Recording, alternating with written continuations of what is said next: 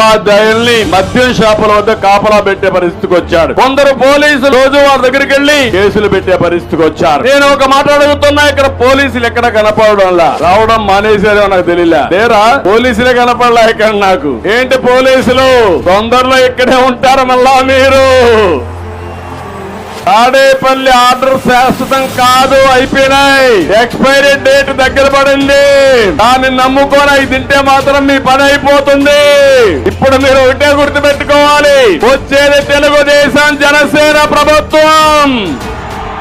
జన ప్రపంచాన్ని చూశారు. ఇది 16వ మీటింగ్. ఇంకొక 10 రోజుల్లో జన ఉధృతాన్ని చూడబోతున్నారు మీరు. జగన్మోహన్ రెడ్డిని ఆయన పార్టీని భూస్థాపితం చేయబోతున్నారు. నేను ఒకటే పోలీసులు కోరుతున్నా, ఇంకా కూడా మీరు ఇంపార్షియల్ గా పనిచేయకుండా ఒకే సైడ్ చూస్తే చాలా ప్రమాదం వస్తుంది.